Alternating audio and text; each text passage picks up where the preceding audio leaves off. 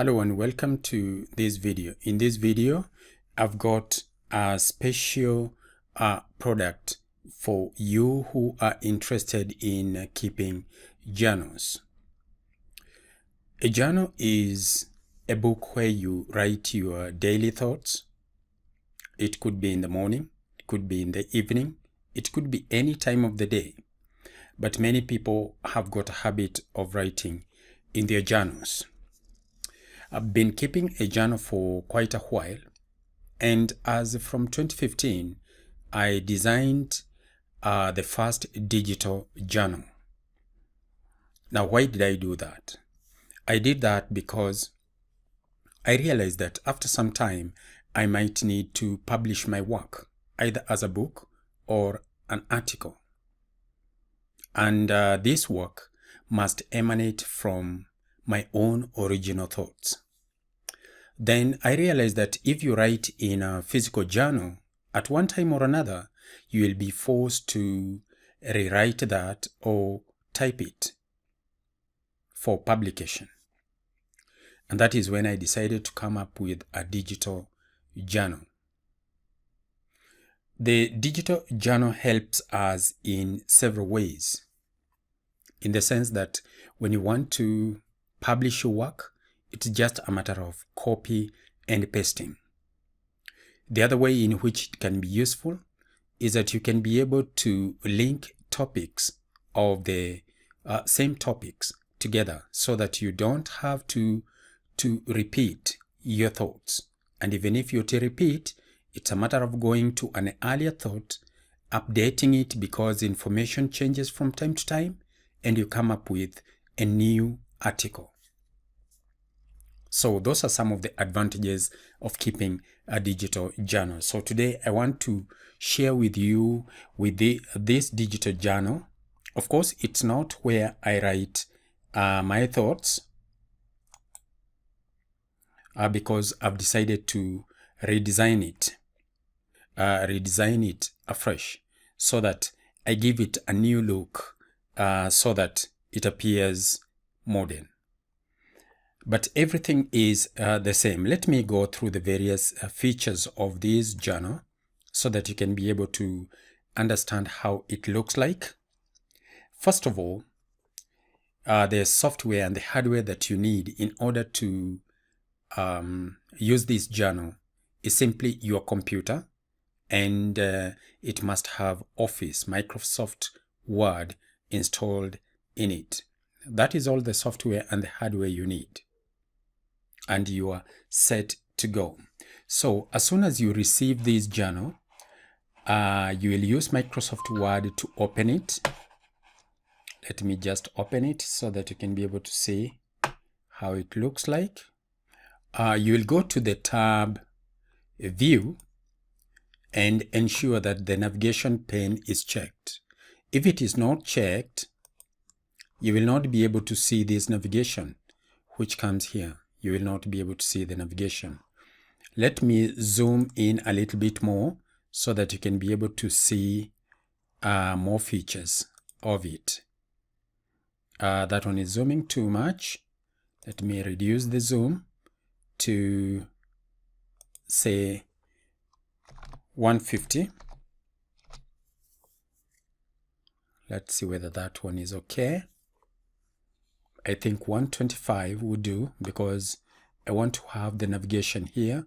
If I click here, I want this navigation to come here as well as reveal everything on the right. So let me change the percentage to, let me say 125%. Let's see, that one is much better. So ensure that when you're on the tab written View, go to the group of tabs written Show, and on that click the navigation pane, and you'll see this navigation appear here. Whatever you see here are the years 2022, 2023, 2024, and so forth, and you'll see a tiny arrow just next to that year. If you're to click on that tiny arrow, it will reveal the months in that year. So click on it and you can see January, February, March, April, all the way up to December of 2022 appears. We are in the month of April. Again, there is a tiny arrow here. You click on it and the days in April, they are going to appear. All the days in April are going to appear here. So the good thing is, since we are in April, if I click on April here, you will see that information appear on the right hand side. So let me just shrink this one a little bit in order to reveal what we have on the right a little bit more. Yes, everything now can be seen on the right. Notice what happens when I click on April. And April, the month of April appears here. On the left hand side, I know I'm dealing with the year 2022. And maybe this is the first time I'm writing in my journal for this particular month. So I'll click on the first date here, on the first day. And that first day appears here. So I will go to it, and over here you can see this arrow again that allows me to pick a date. And for today, I'll just go to the date of today. You'll find that today's date will always be highlighted there. But just to be sure, that is what you'll do. You'll just pick on today. And you can see it picks Sunday, 10th April 2022. And then, what is it that I want to write about? I put an arrow there. Let's say I want to write about, let's say, the weather. So I'll just write the weather over there, and it appears as the topic, as what I want to talk about. So on the left hand side, you'll see that on the navigation, the title, the weather, appears here. That one helped me in future. When I go through my diary or my journal, I'll be able to see that somewhere I wrote about a particular subject, the weather. When you come to the contents page here, because this one is just like a textbook, it's got a contents page where you can put the topics that you are talking about. Let's go to the contents page. On the contents page, if I click on it, there are some instructions on how to deal with this section. So give a topic to your daily thoughts. Number 2, insert a hyperlink that connects the topic to its content, or a link from one topic to a similar topic. I'll show you this one in a moment. But first of all, I want to name that topic or create that particular topic that I wrote there today. So let's assume it is the first topic. So I'll click on there and I can write down today's topic. I'm talking about the weather. Now, this appears in the contents page. Just like the contents page in a textbook, it tells you the page where you need to find a particular, the contents of that particular topic. The contents just has topics and subtopics. So, this is what I will do. I don't insert pages. Rather, I'm going to insert a hyperlink, because you can see that is what I've been advised here. I've given a topic to my daily thoughts. I've inserted a hyperlink. I want to show you now how to insert a hyperlink, a link from this topic all the way to the contents. So I'm going to select the topic like that, go to insert, and then go to links, hyperlink. Click on it, and a dialog box will pop up here. In this dialog box, it prompts me to place this link in an existing file or a web page. No, that's not what I want to do. I want to place this link in this document. So I'm going to click over here, and all the topics, all the topics that I have ever written are going to appear here. All of them. So I know this one is pretty much in the beginning, somewhere around here. So that is where I will go, and I can see this is the link, and I can go to a particular day, and it was in February. I mean it was in April, and here we are in April, and there is the weather, and I'm going to click on it and then say OK. As soon as I say OK, you'll find that that topic is going to be underlined, showing that there is a hyperlink there. Let's see what happens when now I've gone to the contents page, and I have various topics, and I want to go to a particular topic. I'll simply go to search for it. As soon as I get it, I'll just come here and put my cursor here. If I hover my cursor there, you can see it tells me to press Control and then click to follow the link. So I press Control, then I click, and takes me directly to the topic, the weather. So I have linked that topic in the contents page to the actual page where that topic appears. So I can put my cursor right inside here between these two boundaries, and now write my stuff. What is it that I can write down? I can say something like nowadays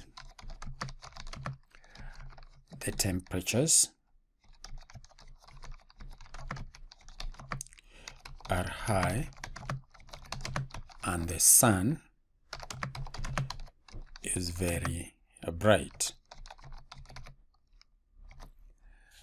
Let me just correct that. It's just simple editing. Very bright. And then when I click enter, you can see that the space continues to expand.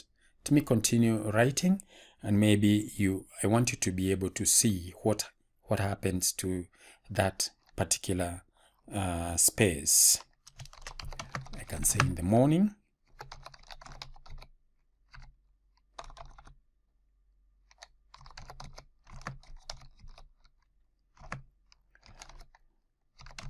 The sun appears.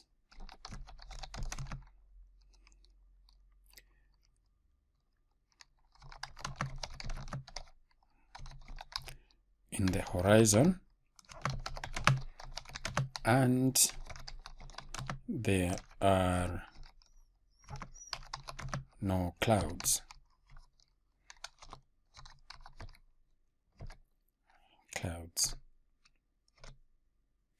The sky is blue and clear. See, that may be what I might be writing on that particular subject. Observe that the space for writing, as I write more and more, the space continues to expand. This one is unlike any other journal out there. Other journals have got just pages, hardcover pages where you've got to write with your hand. This one, the pages are collapsed, so that as soon as you start writing, the pages are just enough for your content. In future, all I need to do is just come here, select everything that I have on that particular topic like that, copy and paste it in another document.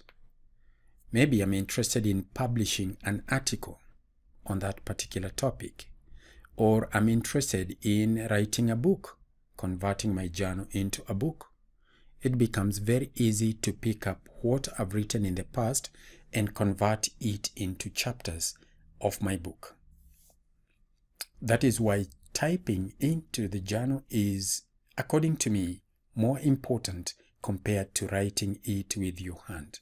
Although there are obvious advantages in writing it with your hand, but as far as I'm concerned, a digital journal will serve me much better. So let's suppose that in future, now I'm through with that, let me say, in future I come here and maybe I want to search for what I've been writing in the past. So once you have the navigation pane activated, I search for maybe weather. I can just remember the word weather. So I want to, on a different day, I want to find out, have I talked about this particular subject before? And maybe it's a single word that I can be able to remember. So I type it there. And when I press enter, the word weather is going to be underlined through the whole document. So I can be able to see, as far as the topics are concerned, which topic carries the word weather. And then I'll go down the years. In which year, even if this year is hidden, let's just collapse everything. Collapse the months. The fact that there is this yellow underlining here tells me that in that month, there is the word weather. Let me collapse the year and see what happens. If I collapse the year, you can see it tells me, in this year, 2022, you talked about that particular subject. So if I didn't know where it was, for example, I'll come here, click on the year. It will go to a specific month, April, and tell me that is where it is, but I don't know the day.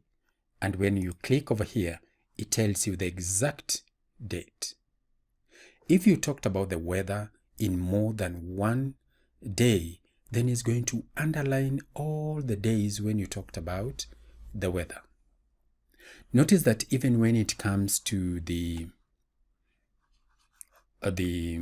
subject, let me now click on here so that I can go to that particular day. It has gone there and underlined the topic weather. If, for example, in my writing here, I repeated the word weather,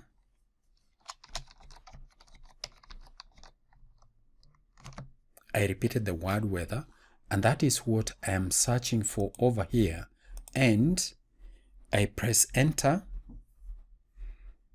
it will repeat that, so we understand how that one comes about. We go here, and over here, I'm able to follow that link and go to the actual date where we talked about the word weather, and you can see the word I've written here now is highlighted. So this is how you search for topics that you have dealt with before. Why is this important? I've already said it is important because you may have written about a particular topic. You may remember certain words in that topic, not the full topic, but just a word in the topic. Just write it in the search. Then you can quickly go to the various highlighted pages, trying to find out which topic is relevant to what you're talking about maybe today. You want to see your thoughts then so that you can refine them, because chances are that when you wrote down about the weather then, you are very creative than you are today, or information may have changed, like changes on a daily basis, and you want to update that in the current article. Leave the old one the way it is, but in the current one, try to update that information so that it is in line with the current information. Many times we think about ideas And each and every time we think that this is the first time you thought about that idea. Chances are that you've thought about this idea before. And you might end up repeating the same idea, contradicting yourself, or writing ideas which are of lower quality compared to then when you were very creative. So there is need for you to be able to retrace back in your journal when you wrote about a particular subject. Now, if it is a physical journal, searching for that particular topic may be very, very difficult. But a digital journal, you can see what it does. When it comes to searching for that subject, it does it very, very quickly.